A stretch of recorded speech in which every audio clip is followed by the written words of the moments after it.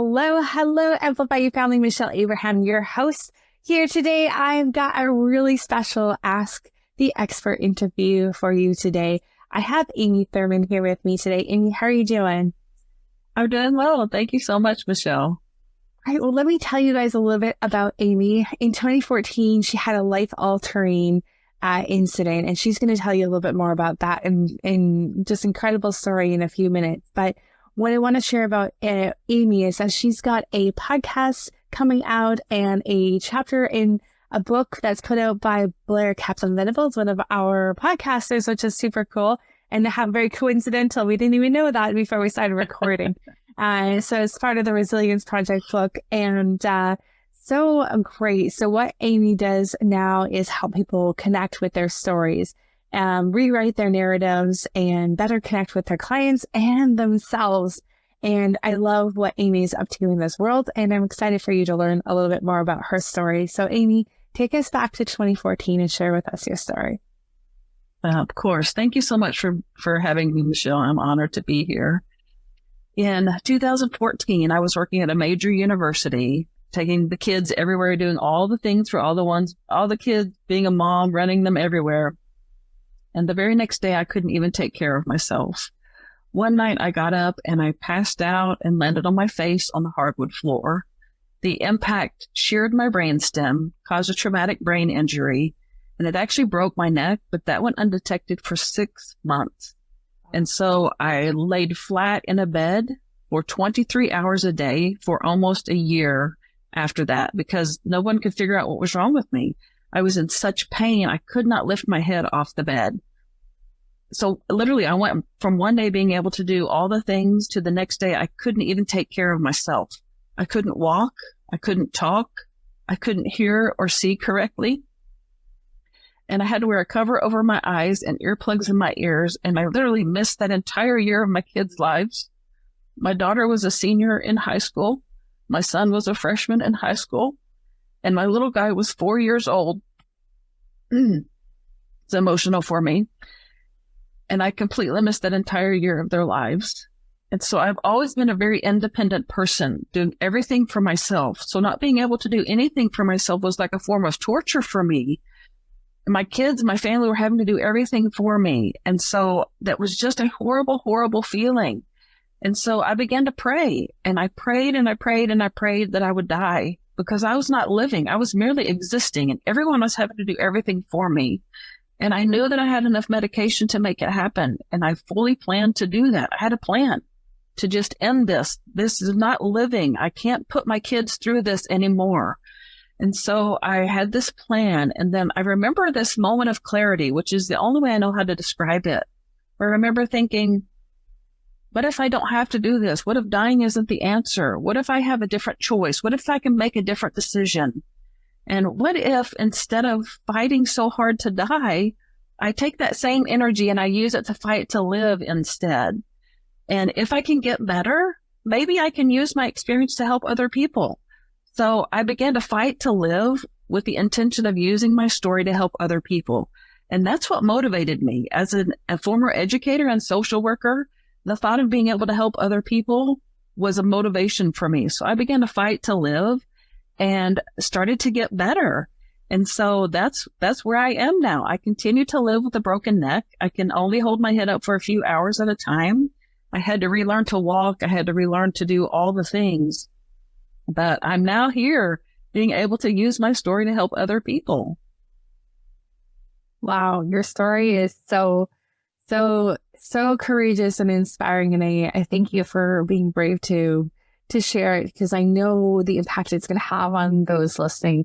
Not all of us get to the point of facing death, but and coming all the way back from that is a huge feat in itself. And then to be able to share that message to change people's lives is so just so inspiring. And I thank you for sharing that, because one of the things I learned in my life too, through a tragedy, or my friend, when it was killed while we were backpacking, is it sent me on a different trajectory. So the person I was before and that accident, the person I became afterwards, was a totally different person. And trying to figure out who that person was and now why I do things I do because of that thing that happened, is a different place to be in. So take us to what that's been like for you. Now, were you always sharing your story and helping people with their messages before, or that was something different? You were in a different space, different career before? No, this is something totally new for me. You talked about the person that you were before. It reminds me of when I was laying in that bed, fighting so hard to die. I was grieving because of the person that I lost. Like, I was trying to get my life back. I just wanted to be the person I was before, have a life that I did before. But Michelle, I didn't even like that person that I was before. She was not the best version of me, but I was fighting so hard to get her back. But a person said to me recently that my plan B has become my plan A, because I was fighting so hard to get her back, but that was a losing battle. That's not the battle I should have been fighting, because that's not the person I was supposed to be. The person I am now is the person I'm supposed to be able to use my story to help other people. But I was an educator and a social worker and, always wanted to help other people. And it's interesting that now, with all that I've been through, I consider it a gift because I'm able to help so many more people with what I've been through now than I ever could in the classroom or, as a social worker. And so I really do consider it a gift and love this version of me so much more than the version that I was before. And it's exactly what you said. It just changed the trajectory of my life. It put me on the path that I was supposed to be on, that I never would have chosen for myself. I never, ever would have chosen this path. It's the one that was meant for me. And so being able to accept it has been life-changing. So for some of our listeners that are sitting at home, they want to share their story with the world. For me, I know as I was sharing my story, I still get a bit emotional, and I saw that emotion come through for you too. And oh my gosh, it hit me too. I have small children, and I can't imagine being where you were, feeling helpless and missing that time with them too. How do you then begin to? I know you heal when you share your story, but how do you begin to be okay with sharing your story and having that first steps of knowing that it's going to help people, but it is hard. It's hard to start sharing and without the emotion taking over. What are some suggestions for people that are maybe wanting to share their story, but not quite there yet? Yeah, absolutely. It is still an emotional thing for me. And then in writing my book, it's extremely emotional. I tell my story enough that I think that, like you said, it's more healing. But writing it down in detail in the book is still very emotional for me. Okay. But as far as when you start, a lot of it, they say acceptance is the first place, or acknowledging there's a problem, or just acknowledging is the first step. And that's absolutely true. And acknowledging who you are, getting to know yourself is what most people would say, but I don't agree with that. I think it's getting to know your soul instead of getting to know yourself. Because ourselves have been impacted externally by so many other people's expectations that's what we have taken on. That's not who we really are. When we get to know our soul, that's who we really are. That is without all the external expectations that we have taken on. And so it sounds like a simple thing, and it is simple, but it's not easy. Because what happens is when we start to get to know who we really are, all of that stuff starts to come up that we have been pushing down and trying to hide, that we don't want to admit that's there. That we don't want other people to know that that's who we really are. But it's when we allow it to surface and we allow ourselves to feel it and say, this is part of who I am. This is part of what has made me who I am today. This is who I am at my soul level. That's where the change comes in. That's where we really are able to access who we are and what our story is that we can use to share with others that can be life-changing. So timely that you're saying, turning internally and listening to our soul, because there's so much external noise right now, especially in the online marketing space, and, you should do this or you should do that. And I think that turning internally and like seeing that alignment and having the courage to follow is one thing, and get to know that soul message. Cause as, I'm sure, I've experienced, and I'm sure you've experienced too, sometimes those things that come up are like, what? I'm doing what? I'm not sure if that's the right way. But, I think it's more important now than ever for us to have that internal compass instead of the external, seeking externally for all the answers. Absolutely. Yes. It's so important. And it literally is life changing. And it's a lot of times we have this uncomfortable feeling like, I just don't know if this is right. But when you're able to get to that level of the soul level, it's just like everything is happening as it's supposed to. And you're just like, okay, I'm just going with the flow here. I don't know what's happening, but we're doing it, and it's just things just start to happen. It's a really cool place to be. It really is. Yeah, that's really cool.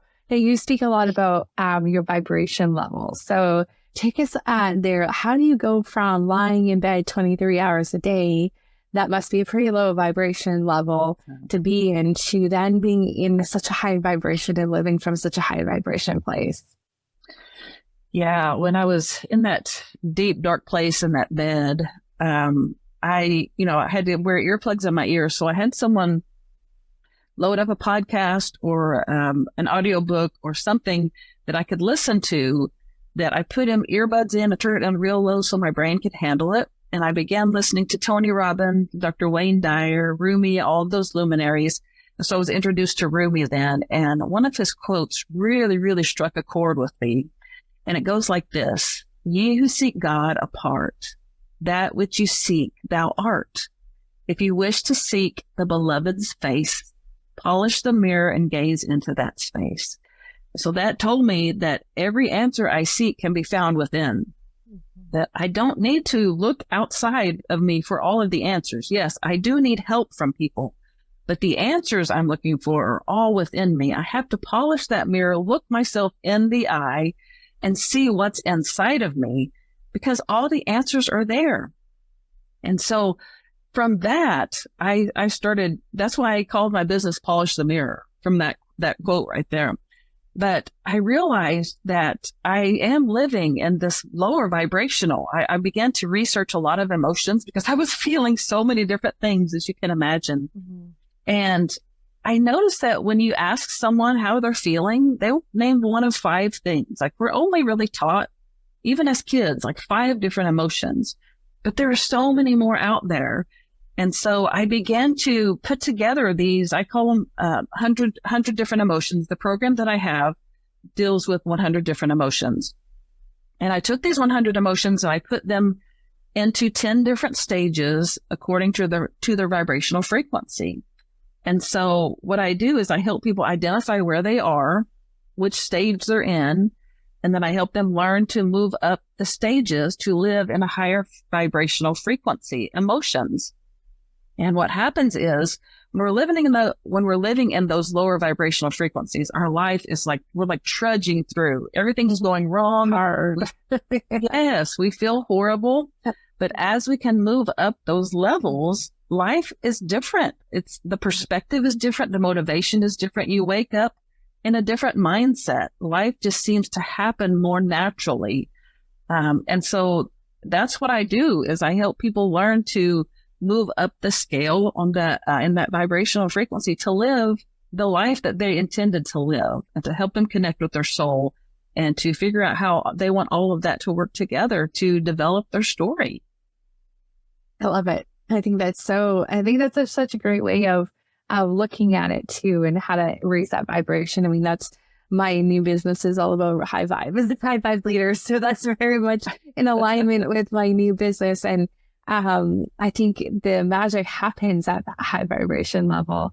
And I know the difference between, like, when I was lower vibration, having to get up and go to a job and, do all these things that seemed hard and not fun and all that, to like being able to live the life in the way that you want, is like such a difference. There's such a different space.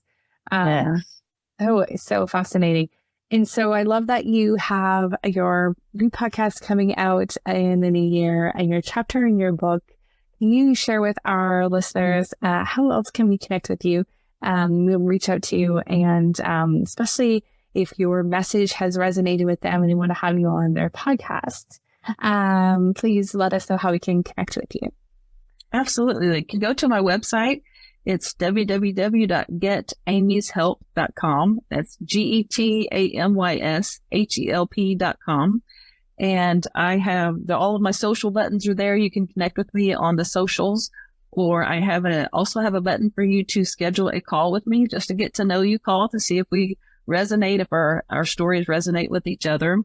And I also have a podcast, Polish the Mirror podcast, that I'm looking for guests, where it's just all about sharing your story in a way that will help others. And so I would love to connect with you in that way as well. Great. Well, I love it. Amy, thank you so much for sharing your story. You're such an inspiration, and I know your story is changing lives everywhere. So for our listeners that are listening at home today and you're thinking about sharing your story, listen back to Amy's story and all the things that she did to go from, 24 hours to 22 hours a day lying flat on her back to being able to stand on stages in front of thousands of people and share her message today. So such an inspiration, Amy. Thank you so much for being here with us. Thank you so much. It's been such an honor, Michelle. I appreciate it so much. You are so welcome. Amplify You family. Go out there and have a fabulous day. Start thinking about what your story is, and we'll see you again next week.